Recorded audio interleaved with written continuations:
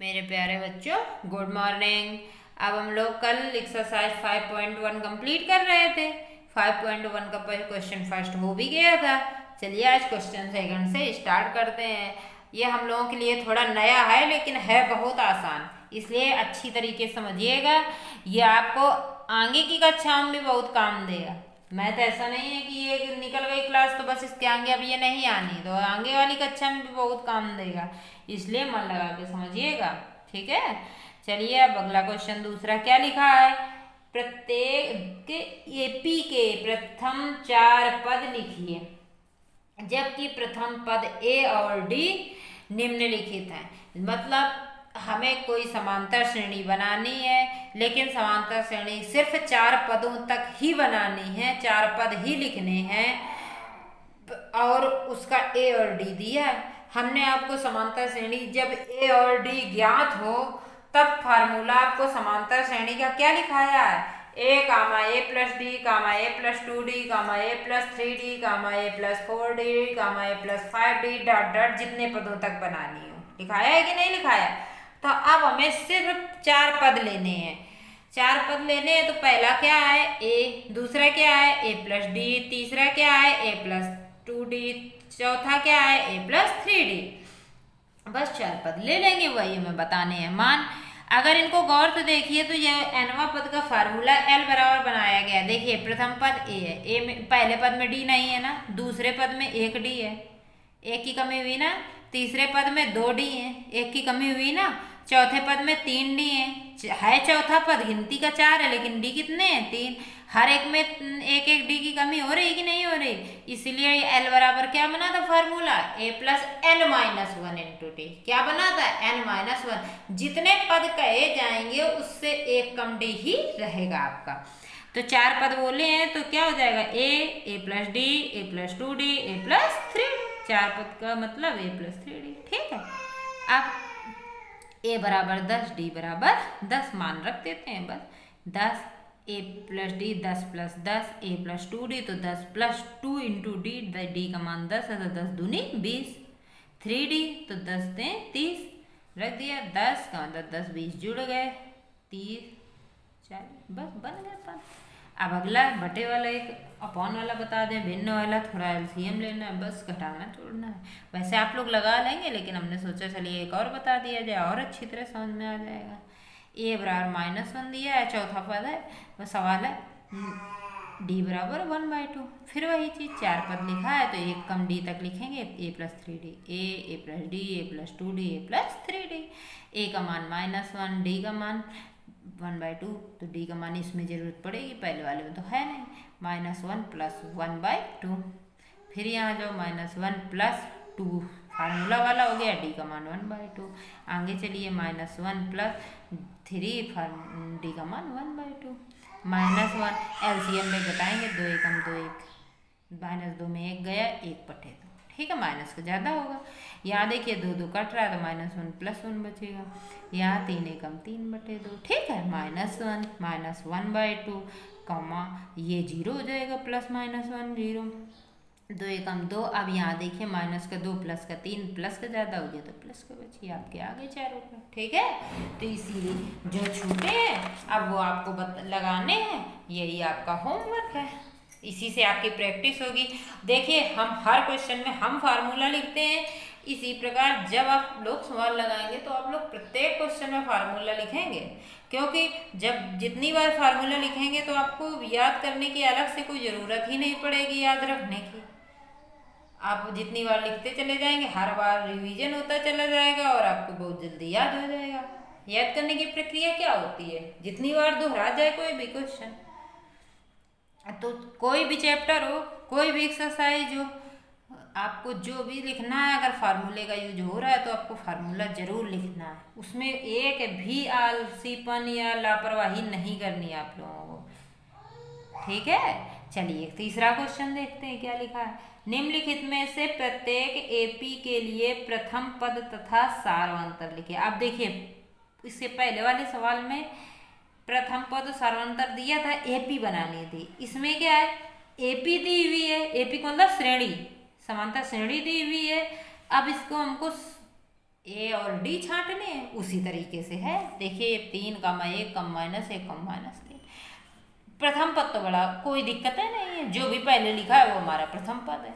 ए बराबर 3, सबसे 3 से शुरुआत हुई कि नहीं।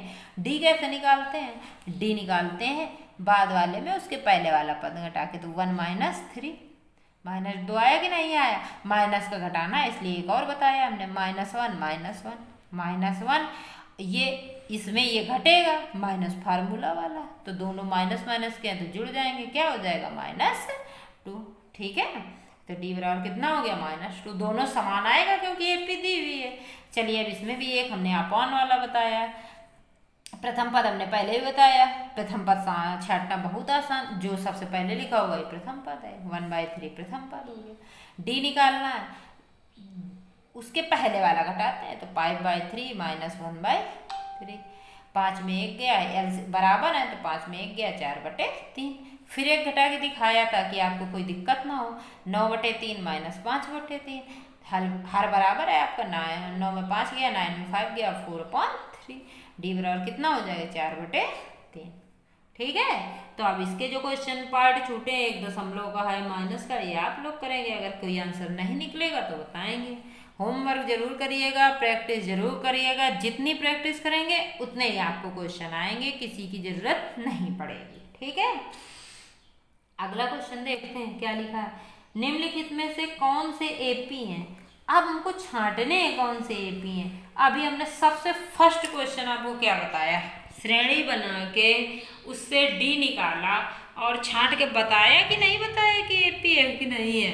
इसमें आपको थोड़ा सा और आसान हो गया, आपको श्रेणी बनानी ही नहीं है, श्रेणी इसमें बनी हुई है, श्रेणी क्या है इसमें बनी हुई, सिर्फ आपको घटा घटा के देखना है कि एपी है कि नहीं। 2 पद घटा के देख लीजिए 2 बार, अगर 2 बार का अंतर समान है तो अपने आप पता चल जाएगा एपी है। ठीक है, अब देखिए इसमें हमने रूट वाला पार्ट लिया है, क्योंकि अभी तक रूट का घटाना और जोड़ना नहीं हुआ, तो हमने सोचा ये आप लोगों को समझा दिया जाए। ठीक है, 5th पार्ट है इसका, 3, 3 + √2, 3 + 2 √2, 3 + 3 √2। सबसे पहले तो चेक करना है एपी है कि नहीं है, अगर एपी है तो उसका सारवांतर बताना है, और उसके बाद उसके 3 पद और लिखने हैं। तो चलिए पहले चेक किया जाए एपी है कि नहीं है।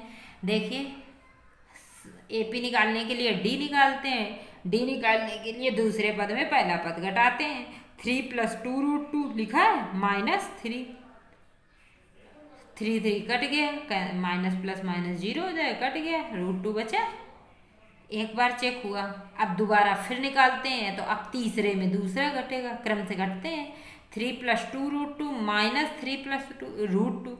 ठीक है, अब इसमें 2 पद थे इसलिए ब्रैकेट लगाया गया, -3 + √2, √2 है, देखिए माइनस अंदर जाएगा तो दोनों में जाएगा, ये 3 + 2 √2 तो ऐसे ही लिखा है, -3 - √2 लिखा है कि नहीं लिखा, 3 फिर कैंसिल हो गया, 2 √2 में -√2, जैसे x का जोड़ना घटाना होता है उसी प्रकार √2 होगा। अगर ये समान है रूट के अंदर तो बार वाली गिनती घट जाती है, ये जुड़ जाती है, ये 2 √2 है, ये 1 √2 है, तो 2 √2 में 1 √2 गया तो कितना बचा, √2।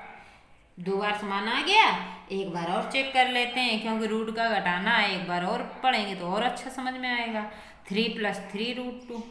ठीक है, माइनस इसके पहले वाला ये 3 + 2 √2, जब माइनस अंदर जाएगा तो दोनों माइनस के हो जाएंगे, 3 फिर कैंसिल हो गया, 3 √2 - 2 √2, 3 √2 में 2 √2 गया तो 3 में 2 गया, 1 √2, 1 लिखा नहीं जाता है। ठीक है, तो √2 बच गया कि नहीं बचे, सब में √2 आ रहा है, अंतर की नहीं आ रहा है, तो जब √2 अंतर समान है तो सार्वंतर बराबर डी √2, और ये श्रेणी क्या हो जाएगी, समांतर श्रेणी होगी। यहाँ लिख दीजिए, अतः यह समांतर श्रेणी है, यहाँ लिख दीजिएगा, चूंकि सभी पदों में अंतर समान है। ठीक है, लिख देंगे। अब हमें इसके 3 और पद लिखने हैं, तो यहाँ हमारे पास कितने पद हैं, 1 2 3 4 है। अब हमें कितने, 5वां लिखना है, 6वां लिखना है, 7वां लिखना है, ये बहुत अच्छी तरह समझिएगा लिखने का तरीका। गिन लीजिए कितने पद श्रेणी में दिए हुए, 1 2 3 4 दिए, अब हमें 5, 6, 7 3 और लिखने हैं ना। अब पांचवा पद क्या होगा, a+4d। हमने बताया है कि एक d कम होता है, तो पांचवा पद क्या हो जाएगा, a+4d। छठवां a+5d, सातवां a+6d। ये लिखा है पांचवा, छठवां, सातवां। ठीक है। प्रथम पद डी तो हमने ये निकाल लिया घटाने से। और प्रथम पद क्या होगा, जो सबसे फर्स्ट लिखा है। तो प्रथम पद a बराबर 3 और d √2 पता है। रखिए इसमें मान, a+4d में a का मान 3, 4, d का मान √2, तो 3 + 4 √2। a का मान फिर 3, 5, d का मान √2, 3, 5 √2। a का मान 3, d का मान 6, तो पद है हमारा 6, n-1 का मान है, और d का मान √2, तो 6 √2। अब √2 और ये बिना √2 वाले हैं, तो ये जुड़ेंगे घटेंगे नहीं। जुड़ते घटते कब है, जब √2 ही √2 के साथ होगा। ठीक है। जैसे यक्स वाले यक्स के साथ वाई वाले वाई के साथ जुड़ते घटते हैं, समान घाते हैं आपस में, उसी तरह ही है। तो यही हमारा आंसर बना रहेगा। ठीक है बेटा। अब आगे आप जो छूटे हैं वो आप लोग होमवर्क कंप्लीट करेंगे, जो प्रॉब्लम होगी वो आप लोग पूछेंगे। धन्यवाद बेटा।